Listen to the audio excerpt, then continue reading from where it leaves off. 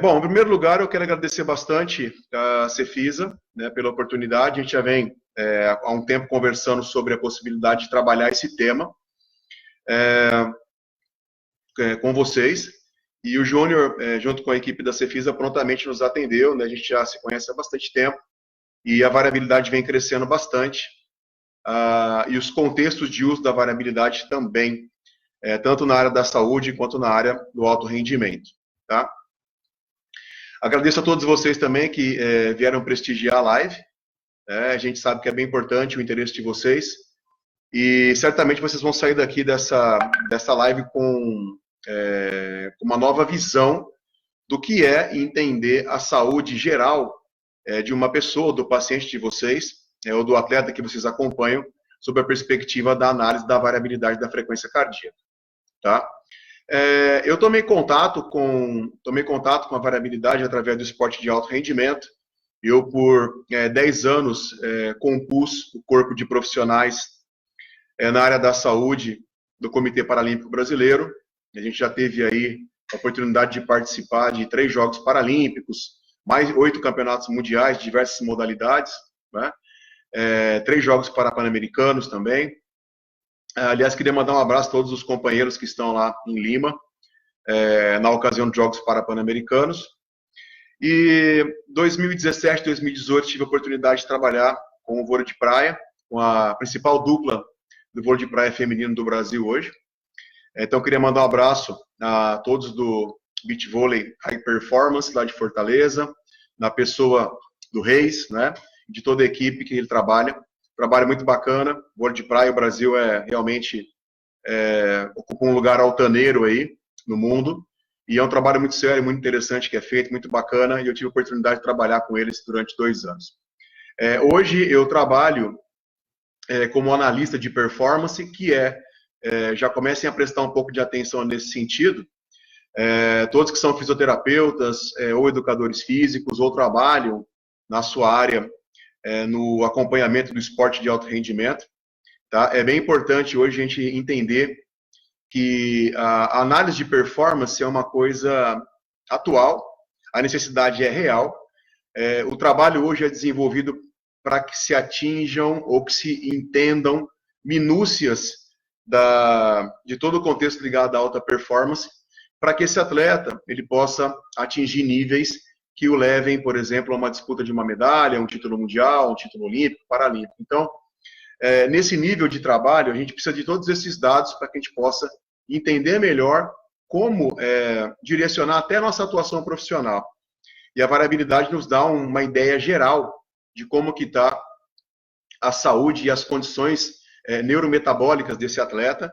E também nós podemos fazer diversas conjecturas através de todos os dados que ela nos subsidia, não só a fisioterapia, mas toda a equipe multidisciplinar, médico, nutricionista, o professor de educação física, todos que acompanham o atleta, eles podem ter diversos subsídios técnicos para que eles possam entender melhor como as suas ações profissionais melhoram o rendimento desse atleta, ou melhoram as condições desse atleta para que ele possa se recuperar melhor, para que ele possa estar em boas condições para competir, porque a gente sabe que no alto rendimento existe muito dinheiro envolvido, existe muitos diversos valores que são envolvidos dentro do alto rendimento, muita coisa está envolvida, muita coisa está em jogo, e a gente não pode errar.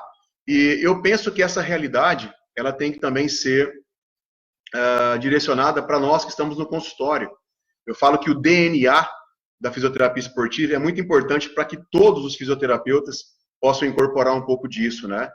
Não só os que trabalham na área musculoesquelética, mas em qualquer outra área. É extremamente importante que a gente se cobre um pouco,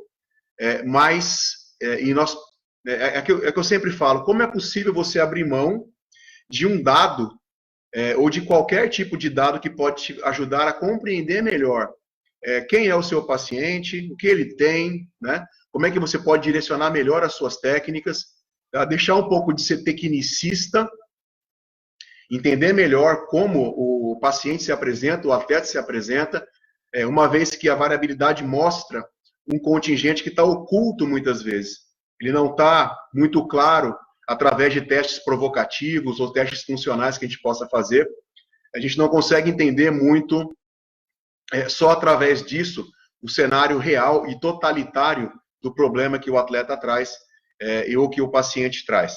E eu digo para vocês, pessoal, que a neurociência e o sistema nervoso autônomo, eles são a nova barreira de tudo aquilo que se remete à saúde e ao rendimento de uma pessoa.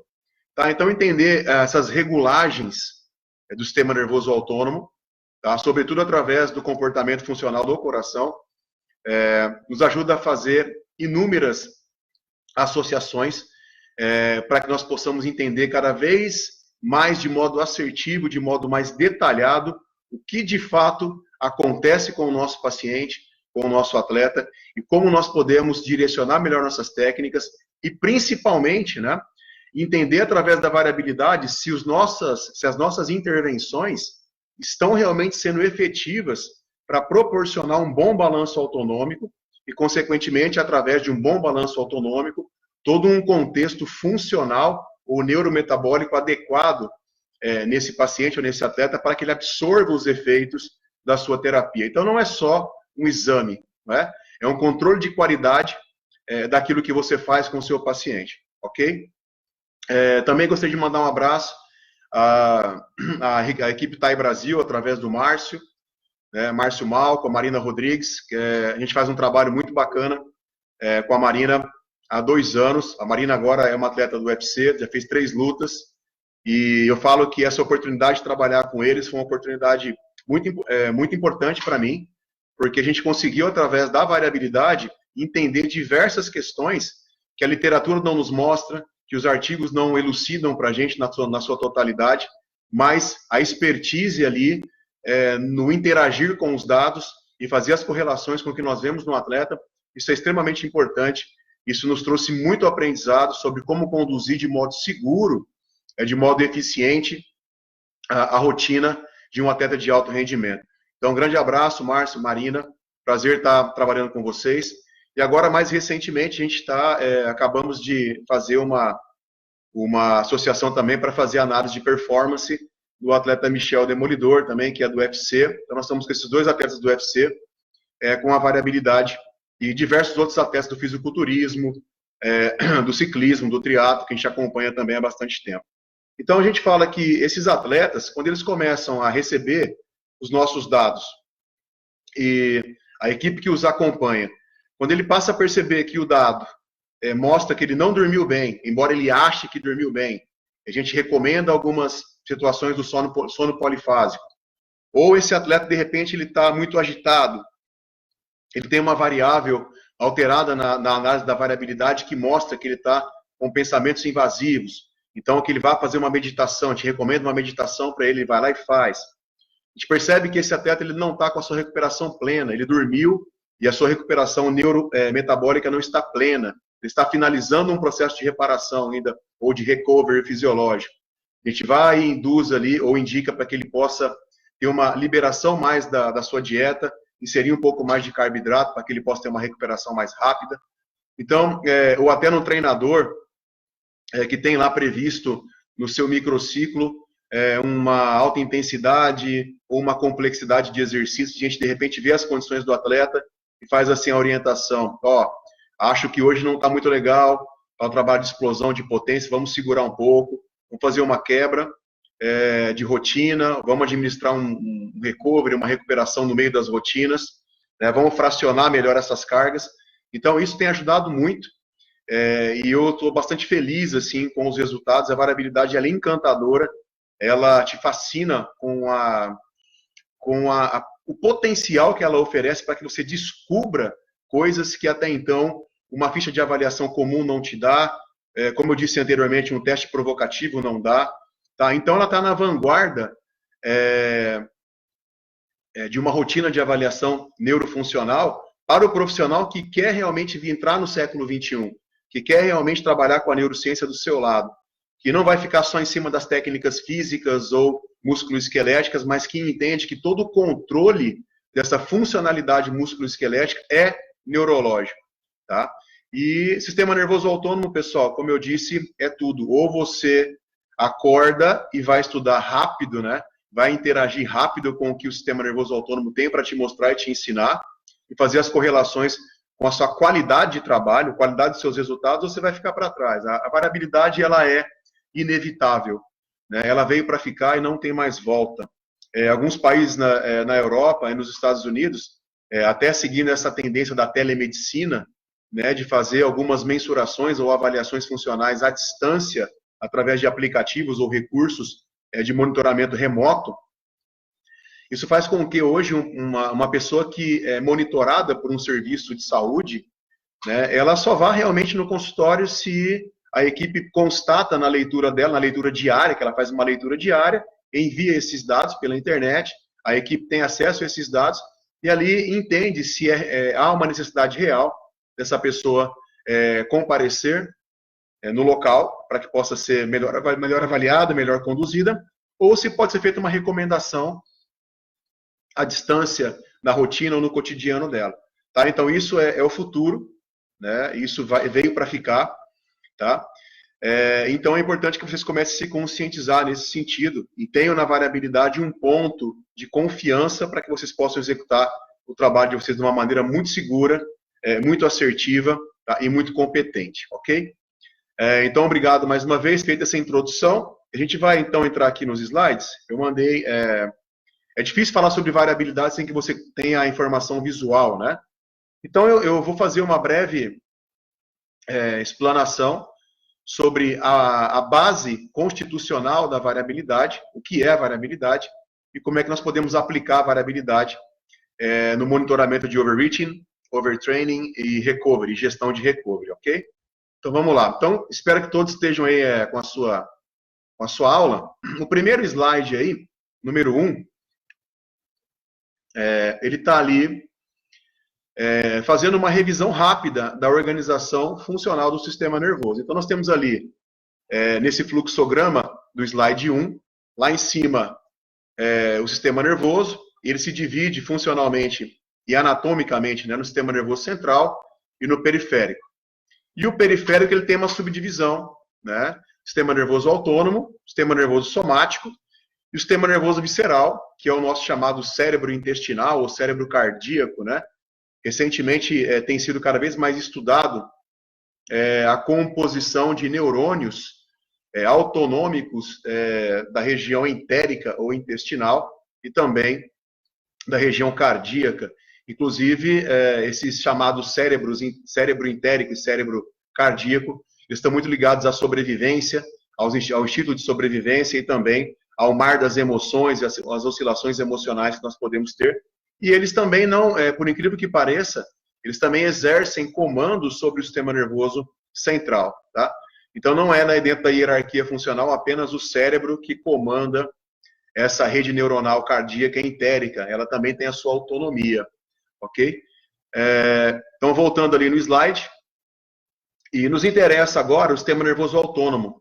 Lá embaixo a gente vai ver que tem o ramo simpático, o ramo parasimpático e o ramo entérico. Então é importante a gente salientar, lembrar que funcionalmente os ramos do sistema nervoso autônomo, simpático e parasimpático, eles têm funções complementares e antagônicas, ou seja, enquanto um deles corrige uma determinada função ou modula uma determinada função, o outro exerce o papel oposto, sempre buscando aí o equilíbrio autonômico e a homeostasia, ok? Então, basicamente, a gente vai ter que entender um pouco essa função autonômica. No slide número 2, a gente fala sobre a homeostase e o balanço autonômico. Então, é importante salientar que a homeostase ela é caracterizada por um equilíbrio dinâmico. Não existe nada estável. A todo momento você recebe informações do ambiente externo e interno. Tá? Então, a temperatura, a umidade, né? Então, em tempos de queimada na Amazônia, né? A gente tem aí o ar seco, né? Então, isso é uma variável ambiental que leva o seu sistema nervoso a reagir. Tá? Então, variáveis ambientais como temperatura, umidade do ar, quem mais a gente pode considerar? A questão do frio, né, do calor, a questão também de como que está realmente, né, como são as questões ligadas a luz, né, até a luminosidade, se é de dia, se é de noite, vocês têm variações autonômicas que reagem à luz solar e à ausência da luz solar, assim como a luz artificial. Enfim, recebemos diversas influências ambientais no nosso cotidiano, tá, do mundo físico ou do ambiente físico. Também recebemos diversas influências emocionais, relacionais, socioculturais. Então, a todo momento, a gente está recebendo diversas influências, tá, do contingente externo e também interno, ou seja, tudo aquilo que você põe para dentro do seu corpo. A qualidade do ar que você respira, da água que você bebe, dos alimentos que você consome, tudo isso gera estímulos o tempo todo, né, e isso faz com que o sistema nervoso tenha que interagir com esses estímulos, produzindo ali rapidamente ajustes, né, inconscientes, para que você possa manter um equilíbrio autonômico, um equilíbrio existencial nas suas funções. Tá? O slide 3, rapidamente, nós sabemos que o coração ele possui uma inervação tanto do ramo simpático quanto do ramo parasimpático, através do nervo vago, né? E nós sabemos que a inervação simpática ela tem relação com a taquicardia, o aumento da frequência cardíaca, e basicamente o ramo parasimpático, que é o vago, a função de bradicardia ou desaceleração da frequência cardíaca, ok? No slide 4, lembrar que nós temos a condução intrínseca no coração, nódulo sinoatrial, né? No átrio ventricular, o feixe de His, né? Direita e esquerda, fibras de Purkinje que vão inervar todo o miocárdio. Então, através desses estímulos autonômicos, nós temos aí também essa conjunção intrínseca, tá? Que leva os átrios e os ventrículos a criarem uma coordenação contrátil entre relaxamento e contração para receber o sangue do corpo e novamente bombear esse sangue por todo o corpo, ok? No slide 5, estamos vendo aí a questão da frequência cardíaca.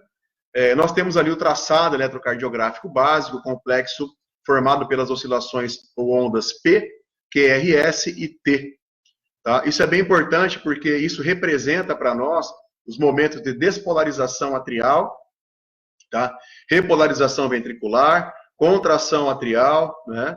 Depois relaxamento ventricular, contração ventricular. Então, essa coordenação contrátil é muito importante, né? Ela expressa toda a funcionalidade contrátil do miocárdio, dentro da vida ou da sobrevida humana.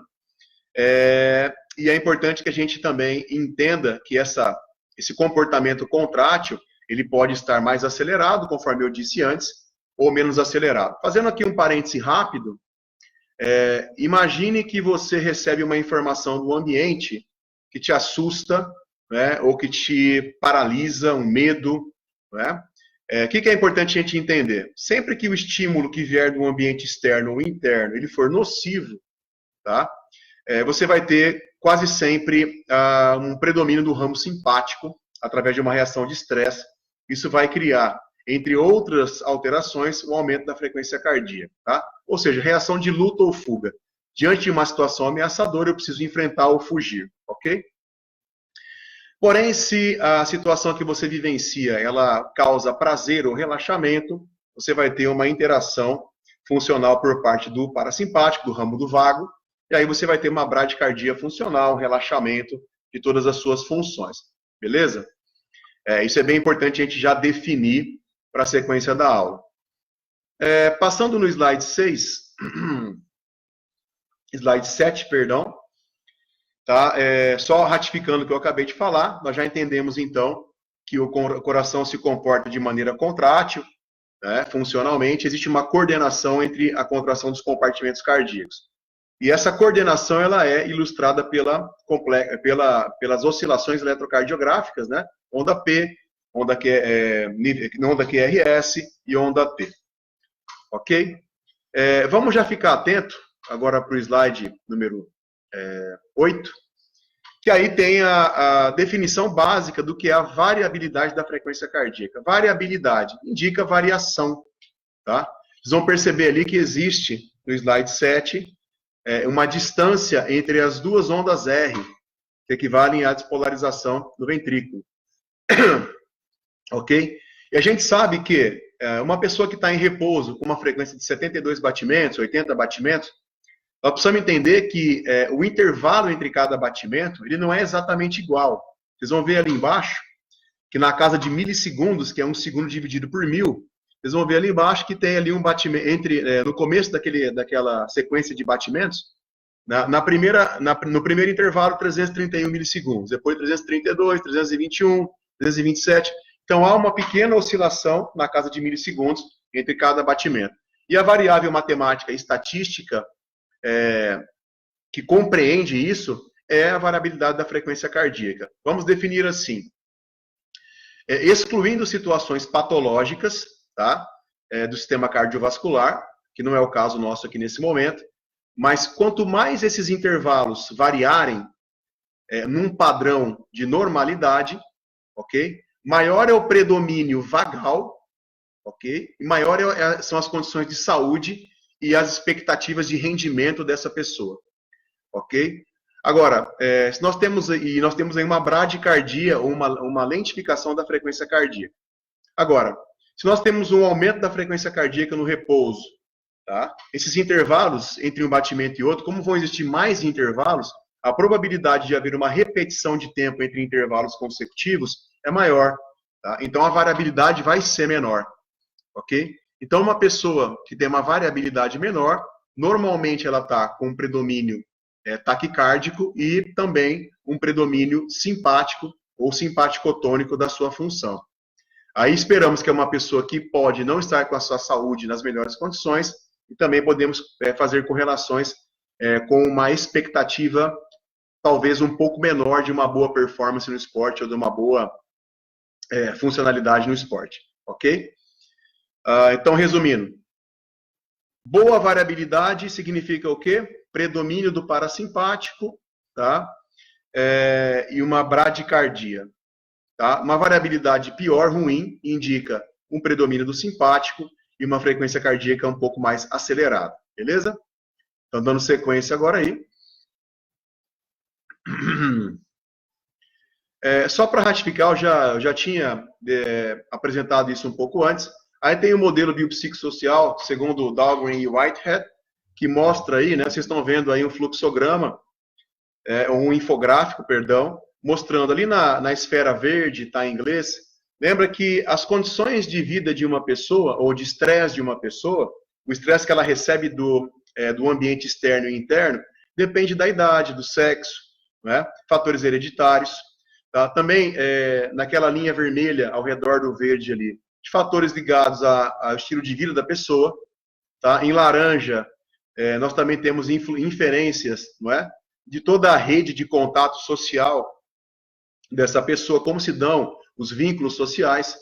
No azul mais clarinho ali, nós temos a questão ligada à qualidade, à agricultura, não é? E à questão alimentar, à educação, ambiente de trabalho, condições de trabalho e de vida da pessoa, o nível de empregabilidade da pessoa, não é? Condições de água, né? O fornecimento de água potável e a parte sanitária, condições de saúde geral da pessoa, moradia. E essa faixa, esse semicírculo azul mais claro, tá? Ele congrega aí as questões socioeconômicas gerais, culturais e as condições ambientais que essa pessoa vive. Então, tudo isso interfere nos níveis de estresse que uma pessoa recebe no seu dia a dia. Tá? Aí no slide 9, a gente tem também a questão de estresse e a questão de performance a partir do estresse. Tá? Então, nós estamos vendo aí que nesse gráfico, ele é uma onda. No primeiro terço do gráfico, que é essa onda que está crescendo, nós temos ali um predomínio da calma e também um predomínio do ramo parasimpático.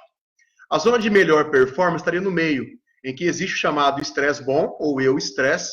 Tá? Então, nós sabemos que uma pessoa, para render, ela precisa receber algum nível de estresse, só que esse estresse tem que estar numa faixa de intensidade e volume que a pessoa possa lidar com as suas condições neuroemocionais, neurofisiológicas. E lá, no final, o último terço do gráfico, no descenso, nós temos a zona de distresse, que é o chamado estresse ruim, ou seja, os níveis de intensidade e volume de estresse que a pessoa recebe no dia a dia, eles são superiores às suas condições de interação neuroemocional e neurofisiológica. Então, nessa composição final da onda descendente, é que vão surgir as doenças, as dores, não é? E também a queda de rendimento, que a gente vai estudar um pouco mais à frente. Entrando agora na questão do esporte, nós sabemos que, basicamente, o atleta ele tem uma rotina de alimentação, de treino, não é? E essa rotina ela é organizada num processo chamado periodização. Tá? Então, o treinador, o profissional de educação física, que acompanha o atleta, ele monta uma planilha, não é? E ele faz um planejamento de todos os ciclos de treino que esse atleta vai executar até que ele atinja a sua zona de melhor performance. Tá? Então, dentro dessa periodização, isso é feito através de exames iniciais. Muitos exames são feitos no alto rendimento, a gente chama de exames pré-participação. Então, o atleta ele faz uma bateria de exames, tanto para averiguar suas condições de saúde, quanto também suas condições funcionais no início de uma temporada. Ok? E muito em cima disso é planejado a periodização. Essa periodização também, o modelo de periodização depende da modalidade, depende do atleta, do biotipo do atleta, se ele é um atleta de velocidade, de potência, ele é um atleta de resistência aeróbica, enfim, tá? Mas o que é importante a gente saber? Quem vai trabalhar com esporte, quem trabalha com atleta, quem acompanha atleta, profissional ou semiprofissional ou amador, é importante a gente entender que esses atletas cumprem essa planilha, tá? E problemas podem acontecer. E o nosso papel é estar sempre monitorando para identificar esses problemas e ajudar a equipe multidisciplinar na compreensão desses processos e também no redirecionamento de rotinas dentro da área de atuação de cada um, sempre preservando a saúde física e emocional desse atleta, para que ele possa estar sempre em boas condições ao longo de uma temporada e produzir uma performance excelente, ok? Então, esse é o papel dessa nova área de atuação que podemos hoje, todos nós, fisioterapeutas, educadores físicos, enfim, médicos, tá? Nós podemos trabalhar como analistas de performance. Tá? Então, a variabilidade ela é uma ferramenta extremamente importante, multicêntrica, ela averigua inúmeros processos neurometabólicos e funcionais ou neuroemocionais do atleta, não é? E ela alimenta de uma maneira barata, prática, toda a equipe multiprofissional na condução das suas rotinas no dia a dia do atleta. Tá? Então, a variabilidade ela é super importante, mas é ela que dá asa para essa nova classe de profissionais que podem acompanhar atletas amadores, atletas profissionais, que é o analista de performance. Tá? Próximo slide. A questão de estratégia de treino. Então, vocês estão vendo aí que o técnico, ou treinador, o preparador físico, além dele organizar a progressão do treino, ele também organiza as rotinas, não é? Ou os objetivos de cada zona de progressão. Então, desde a parte de base, onde vão ser explorados os movimentos básicos ligados à modalidade, depois a fase específica, né, onde entra a parte de condicionamento, potência, resistência, mobilidade, questões técnicas, não é? E lá no final, a gente tem ali a fase do polimento, né, uma fase onde o atleta ele entra na sua melhor zona de rendimento, tá? Que esse atleta polido é o atleta que está pronto para competir e produzir rendimento e produzir performance, ok? Slide 12, nós temos aí a questão de adaptação ao treinamento. Rapidamente, todos devem conhecer um pouco dessa onda, desse slide aí. Nós estamos vendo ali que tem uma linha preta e uma linha azul. Essa linha azul, no começo, ela está sobre a linha preta, mostrando que esse atleta, que ele está... vamos imaginar que o início dessa linha é o dia de treino, tá? Na sequência, nessa sobreposição da linha preta e a linha azul sobre ela, percebe depois que eu tenho uma queda da linha azul.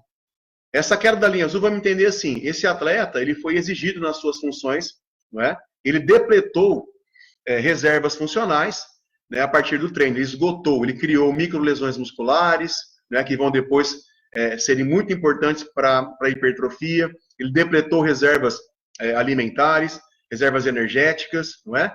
E é importante que ele descanse, vocês vão perceber que depois a onda começa a subir de novo. E o grande problema é aí, existe ainda uma cultura de quanto mais treinar, melhor, e não é bem assim. A gente sabe que hoje menos é mais, cada vez mais o direcionamento de qualidade no treino e a absorção de descanso e rotinas de recuperação muscular e emocional do atleta são importantes para que ao longo da temporada ele esteja sempre bem e sempre performando nas suas melhores condições, tá? Então, se você conseguir acertar o período correto de recuperação e as rotinas corretas de recuperação, vocês vão ver que agora a linha azul, ela sobe além da linha preta. Ela começou alinhada e agora subiu. Tá? Então, isso é a chamada supercompensação, ou seja, a supercompensação positiva. Ou seja, o atleta ele começa a ter um somatório, tá, de reações neurometabólicas e funcionais na sua parte musculoesquelética, que são condizentes aí com o condicionamento físico e condicionamento emocional para suas rotinas de competição. Tá? Então, essa parte de recovery, essa parte que eu mostrei aí, da recuperação, não tem como medir isso exatamente, tá? Não tem como, através de questionários apenas, ou de modo subjetivo, eu deduzir. Eu posso ter uma aproximação, mas um dado fisiológico, através da variabilidade, me ajuda muito nesse sentido de compreender se esse atleta está realmente recuperado ou se ele ainda precisa se recuperar, tá? Então, não é ideal que um atleta que está demonstrando não estar totalmente recuperado, que eu já dê uma outra porrada nele, ok? Ele precisa se recuperar para que eu possa vir com uma nova carga de treino para ele. Aqui mostra o gráfico, vocês estão vendo esse gráfico no slide 13, tá? Vocês vão percebendo que tem sempre o descenso, que é o treino, depois a ascensão de novo, que é o recovery, a supercompensação. O corpo é inteligente, ele sempre produz, ele anaboliza além do estado inicial dos treinos para que você possa crescer na sua performance, tá? Vocês vão percebendo aí, ó, se eu for ligando essas ondas aí, vai dar um gráfico crescente. Se eu for unindo esses picos das ondas, eu vou ter uma linha crescente, indicando que esse indivíduo está realmente entrando numa zona de condicionamento físico. Aí o overreaching, que é o estado de pré-overtraining. Vocês estão percebendo que tem aí uma plaquinha, como se fosse do proibido, né? Se você errar na carga de treino e também no período e no tipo de recuperação, esse atleta ele não vai conseguir supercompensar, além da zona basal. Aí vem o segundo treino, um terceiro treino, ele começa a cada vez mais performar mal, surgem dores, problemas, não é? Iniciais, que são os chamados estados de pré-overtraining ou pré-excesso de treinamento. E aí o overtraining, no slide 15, vocês estão vendo aí que os picos, a supercompensação, né, que são os picos dessas ondas que ondulam, essas ondulações, perdão, elas ficam abaixo da baseline, daquela linha inicial ali. Se eu for ligando os pontos, né, os picos dessas ondas, você vai ter um gráfico descendente, não é? Então, indicando que essa pessoa está perdendo rendimento, perdendo performance. Entrando na variabilidade, agora no slide 16, ok? Nós temos aí, então, o que nós precisamos para trabalhar com variabilidade? Um sensor cardíaco, pode ser o Polar, o H10, ou o CoreSense, que está aí nessa figurinha aí na mão da pessoa, e o aplicativo de celular. Tá? A média, um Polar ou um CoreSense custa, em média, R$400. Tá? Então, não é nada inacessível para ninguém.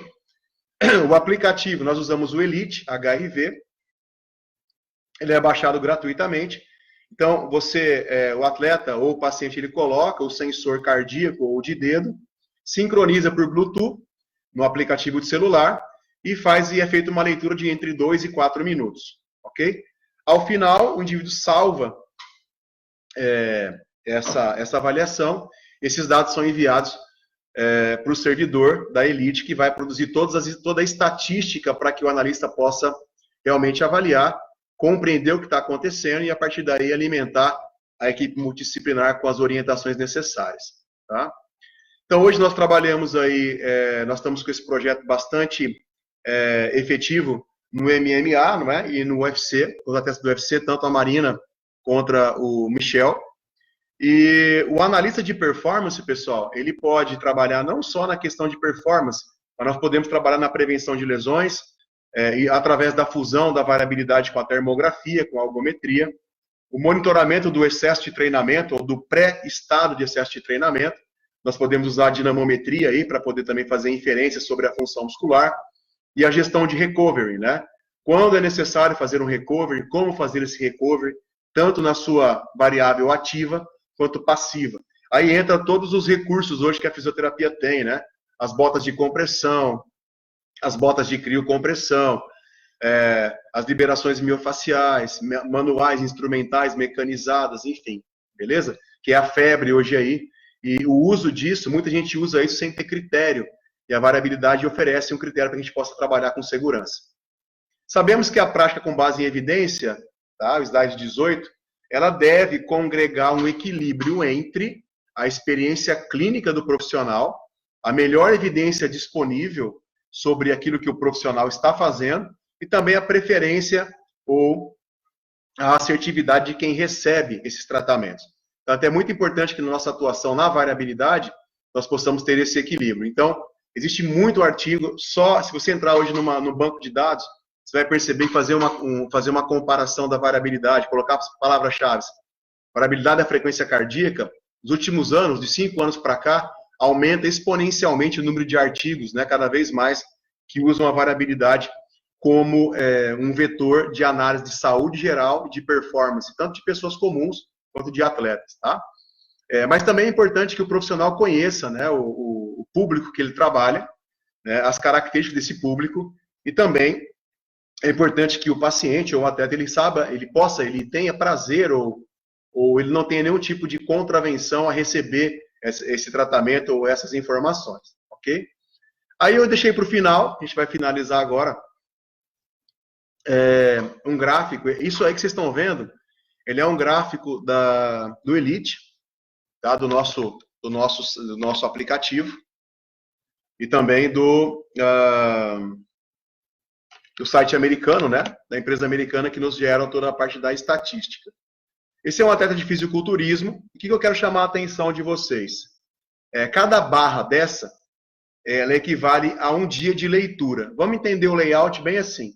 Quando é vermelho é ruim, tá? Quando é amarelo, razoável. Quando a barra é verde, é bom. Beleza? Então, cada barrinha dessa é um dia de avaliação que o atleta fez, tá? E quando a gente acessa o servidor, quando a gente acessa o banco de dados do servidor americano, a gente tem acesso a esses dados, ok? Vocês vão perceber, ó, lá no comecinho, quem está acompanhando, nós temos as primeiras 3 barrinhas, uma cinza, uma amarela e uma verde, depois 4 amarelinhas em sequência. Quando o atleta ele tem 4 barras dessas amarelas em sequência, e aí vocês vão perceber que tem uma linha alaranjada, tá? Essa linha alaranjada, ela se relaciona às barras. Percebam que essa linha, ela começa a subir. Então, 4 barrinhas amarelas, a gente vai entender mais ou menos assim. Está acontecendo alguma coisa, algum vetor de estresse, tá? Que pode vir do treinamento, pode vir de uma lesão, de uma queda de rendimento súbito, pode vir de um fator alimentar, pode vir de uma questão ligada a uma dificuldade de recuperação desse atleta, não é? Então, isso eu tenho que mostrar, porque às vezes o atleta, pessoal, como a variabilidade é preditiva, pode ser que o atleta diga que está tudo bem. Não, estou me sentindo bem, está tudo mais ou menos legal. E aí a gente começa a perceber que ele tem essas 4 leituras em amarelo. Opa, ligamos a antena. Tá? E essa linha laranja subindo, essa linha laranja, ela indica a boa conversa, entre aspas, funcional entre o simpático e o parasimpático. Então, o que eu tenho que entender? Se a linha é laranja, se a barrinha é amarela, significa que a variabilidade não está muito boa, não é? Então, esse atleta que não tem uma variabilidade muito boa, ele, em suas condições gerais, ele não está nas suas melhores condições para poder performar, né? E para poder produzir resultado dentro da modalidade que ele pratica, ok? E me preocupa bastante também a linha laranja subindo, ou seja, o simpático e o parasimpático não estão conseguindo se entender para gerar uma regulagem adequada, uma regulagem autonômica adequada, para que a variabilidade volte a subir e as condições desse atleta voltem a melhorar. Tá? Vocês vão perceber que depois vem uma barrinha verde, foi feito aí uma inferência importante sobre a questão alimentar, né? Esse atleta ele voltou a ter uma prontidão verde, como vocês estão vendo ali, tá? Na sequência, que também isso é muito importante, veja que quando ele tem uma prontidão verde, percebam que a linha laranja cai, ela começa a querer cair de novo, ou seja, aumentou a variabilidade, nós sabemos que a conversa entre o simpático e o parasimpático começa a melhorar, não é? Mas vamos observar o que é importante. A partir dessa barra verde, tá? Depois das amarelas, vamos observar que depois ocorreu um novo problema ali com relação a um fator de estresse, tá? E aí, olha só, depois o atleta ele começou a ter 3 barrinhas verdes, uma amarela, uma verde, uma amarela, uma sequência de verdes, uma amarela. Então, o que a gente espera, quando está sendo havendo uma boa condução da equipe multiprofissional, que existem essas oscilações. Hora amarela, hora verde, hora amarela, hora verde. Que o atleta ele treina, ele recebe estresse no dia a dia dele. Então, é normal ter prontidões mais baixas, ter a variabilidade caindo eventualmente. Mas ela tem que subir. Nós temos que evitar uma sequência de prontidões amarelas e vermelhas, tá? Então, foi feita aí toda uma percepção do que estava acontecendo com o atleta. Isso é informado à comissão, eles fazem os ajustes, cada um na sua área, e aí o atleta ele volta realmente a ter todo um retorno à sua função. Agora, olha que interessante. Percebam que, olha só, voltando para as 4 barrinhas amarelas, olha como subiu a linha laranja bastante, tá? E olha quanto tempo demorou para essa linha laranja descer. Mesmo que depois o atleta ele tenha acertado as suas rotinas, não é? E a conversa entre simpático e parasimpático começou a melhorar, mas olha, demora em média quase 11 dias para esse atleta voltar a ter essa linha laranja mais baixa, indicando que há uma estabilidade autonômica e esse atleta também está em boas condições, tá? Então, descobrir isso é o nosso papel.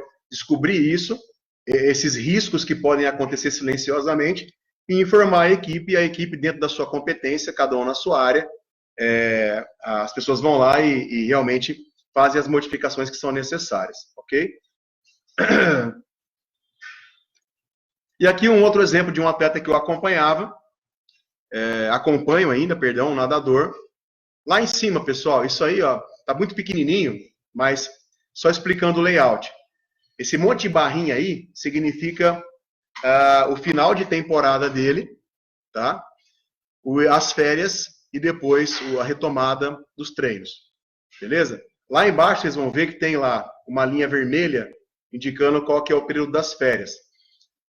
Vamos voltar lá em cima para a sequência de barrinhas verde, amarela e vermelha. Onde tem um círculo, vocês vão perceber que essa linha, a linha verde, tá? Ela tem um zigue-zague verde, ele começa a cair bastante, ou seja, a variabilidade começou a cair bastante. Aí eu comecei a perceber, mas o que está acontecendo, né? Porque as férias servem para o atleta se recuperar, né? Então, ele está de férias, mas ele também está engajado, ele também não pode ficar totalmente solto, né? Aí foi percebido, olha, pode perceber embaixo ali, as barrinhas em azul, que bem aonde tem a queda do zigue-zague verde lá em cima, vocês vão perceber que as barrinhas azuis estão caindo, tá? Então tem outro círculozinho vermelho ali, e as barrinhas azul caindo. Essas barrinhas azul indicam a quantidade e a qualidade do sono. Vocês vão perceber que aonde eu circulei as barrinhas azul, se você transferir para cima, equivale àquela queda abrupta do zigue-zague verde ali, ou da variabilidade do atleta, tá? Aí a gente foi conversar, eu percebi isso aí, a gente foi conversar, tô jogando videogame, tô ficando até tarde acordado, e pode perceber que está no final das férias dele. Então, eu espero que esse atleta, ele volte nas suas plenas condições. E pode perceber que junto com o zigue-zague verde, há uma sequência de barras amarelas e vermelhas, tá? Então, ele não deveria estar deixando de ter privação de sono, né, no final das férias, já que ele vai voltar para suas rotinas, e a parte de base, que é a primeira parte do treino, ou da periodização de treino, é uma parte muito importante, tá? E sobrecarrega muito, então ele tem que voltar na ponta dos cascos, né? Beleza. No próximo slide, pode perceber lá em cima que eu circulei de novo em vermelho, vamos só ficar atento à linha laranja, a linha laranja subiu. Lembra que a linha laranja é aquela comunicação entre o simpático e o parasimpático. Sempre que a linha laranja sobe, indica que não há uma boa conversa, um bom entendimento entre simpático e parasimpático. E pode observar também, se você descer agora nas barrinhas azuis, que essa subida da linha laranja equivaleu a uma sequência de dias em que o atleta dormiu menos, teve uma qualidade de sono menor, tá? E para finalizar, depois ali, ó, no último slide, a gente percebe. Pode notar em cima, sempre que existem barras em amarelo ou em vermelho, existe lá embaixo, nas barrinhas azuis, uma redução da quantidade de sono ou da qualidade de sono, tá? Então, a gente sabe que hoje a qualidade de sono, e dormir e descansar, é primordial. Então, dormir faz parte do treino. A gente tem atletas como Michael Phelps, como LeBron James, esses caras dormem 10 horas por dia, 12 horas por dia. faz parte do treino deles a quantidade e a qualidade do sono, tá? Bom, acho que é isso. Eu quis fazer essa primeira demonstração, né, de como que é vital o uso da variabilidade para que a gente possa descobrir processos e falhas que não é culpa de ninguém. As pessoas estão fazendo o melhor que elas podem em cima dos dados que têm, em cima das informações que têm. Mas se você puder ter uma ferramenta que te mostra, ou que te ilustra as reais condições autonômicas do sistema nervoso autônomo, através dos seus ramos simpático e parasimpático, e como esses ramos conversam entre si para proporcionar zona de rendimento, zona de recuperação, isso é extremamente importante para que a gente possa manter esse atleta nas suas melhores condições, também mantê-lo afastado de situações ligadas a lesões oportunas, queda de rendimento, alterações emocionais, tá? Então, lembrando que a variabilidade, pessoal, dependendo daquilo que... Eu fiz apenas uma degustação de todo o arsenal, de todo o potencial que a variabilidade oferece. Nós temos variáveis matemáticas diversas que permitem você se aprofundar muito em determinados tipos de padrões gráficos que vão acontecer. Nós sabemos que determinados tipos de padrão gráfico podem indicar uma variação emocional súbita, podem indicar uma alteração ligada à queda de sono, síndrome de pensamento acelerado. Nós podemos ter também inferências gráficas que podem nos direcionar para uma questão ligada à intoxicação e intolerância alimentar, questão de falha de periodização, dificuldade de recuperação desse atleta. Tá? E nós também, em alguns casos, trabalhamos a variabilidade em correlação, né, com alguns questionários que são utilizados dentro do esporte. Por exemplo, o Brooms, né, que é um questionário que verifica níveis de humor e agressividade do atleta, e também a questão da PSE, que é a percepção subjetiva de esforço, que o atleta ele pode pontuar. Na natação, a gente trabalhou muito tempo com essas duas variáveis, né, tanto com o questionário de humor, quanto humor e agressividade, quanto também a questão da percepção subjetiva de esforço. Então, é bem legal que você consegue fazer essas comparações entre um dado que supostamente é subjetivo e um dado que é objetivo. Isso, o profissional que trabalha, que tem acesso a esses dados, ele tem uma condição muito mais ampla de entender o que está acontecendo com o atleta e também como direcionar as melhores rotinas para esse atleta, ok? Bom, era isso que eu tinha para falar hoje. A gente já praticamente passamos uma hora aí dessa palestra. Eu quero agradecer muito a Cefisa novamente por essa oportunidade. Esse já é um tema que a gente trabalha há bastante tempo, tem uma expertise muito boa, muitos casos acompanhados, não é? E eu gostaria, se vocês me permitem, eu acho que vai dar para ouvir, só para vocês terem uma ideia, o feedback que eu recebi do treinador da Marina Rodrigues, o Márcio. Nós temos um trabalho já de 2 anos com ela, e eu gostaria de compartilhar essa opinião que o Márcio deu sobre o feedback dele sobre a variabilidade, tá? Eu vou acionar aqui o meu Zap, para que vocês possam ver quanto que isso é importante para quem trabalha com alto rendimento no dia a dia, e quanto isso é importante para que os resultados possam ser atingidos. Tá? Então, eu vou colocar aqui, ver se vocês conseguem ouvir. Tudo que eu falei que ia acontecer na luta, menos é mais. Quando é fácil você na luta, eu tenho que realmente ressaltar o teu trabalho junto à ferramenta que me fez realmente me fazendo mudar minha cabeça sobre o contexto de menos é mais. Eu posso, de repente, desacelerar um pouco para poder recuperar e arregaçar no outro dia, dentro do planejamento. Então ajudou muito a fazer o planejamento. A gente acertou em tudo nessa luta, em tudo, cara. Logicamente, só na questão do nocaute, mas o nocaute a menina só correu da luta, daí não tem como você querer nocautear alguém que não entra no fight. Beleza? Eu não sei se deu para ouvir, mas vocês podem até comentar sobre também o feedback do professor Márcio. Tá, mas eu fiquei bem feliz com esse feedback dele, é muito importante para a gente trabalhar, né, com dados que as pessoas que recebem esses dados possam valorizar também. É muito importante para nós. E hoje a Marina, ela é a 10ª do mundo hoje no UFC, e a gente tem a plena certeza que ela vai estar disputando o cinturão aí o ano que vem, tá? Então, meus queridos, é isso. Agradeço bastante a todos pela presença, pela participação. E a gente fica aberto aí a dúvidas, tá? Quem quiser fazer alguma pergunta, fiquem à vontade. Eu vou correr aqui um pouco, ver se teve alguma pergunta.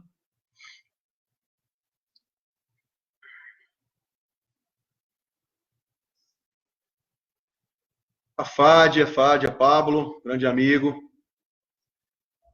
Ricardo Júnior.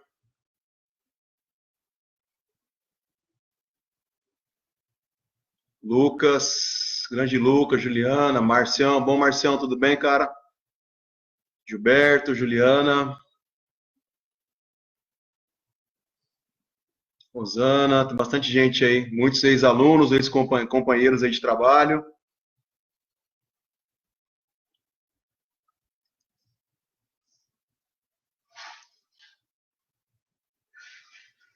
Eu tô aqui, vou dar mais uns minutos, pessoal. Eu passei aqui rapidamente pelos acessos e quem quiser fazer alguma pergunta, fique à vontade, tá? A gente está à disposição de vocês, beleza?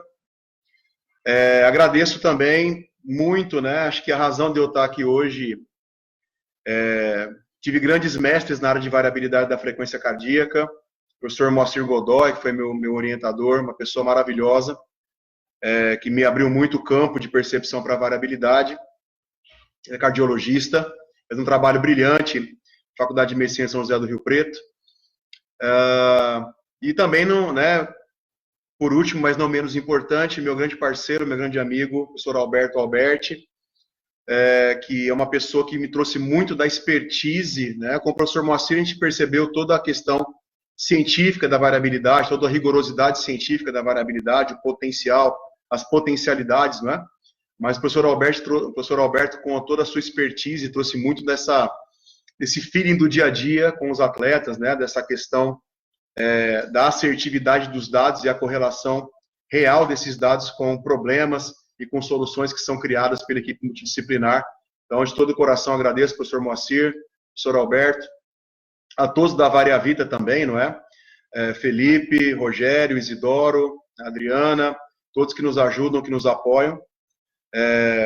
Fico muito feliz aqui em estar falando de um tema tão importante. Eu tenho 20 anos de carreira, tenho uma carreira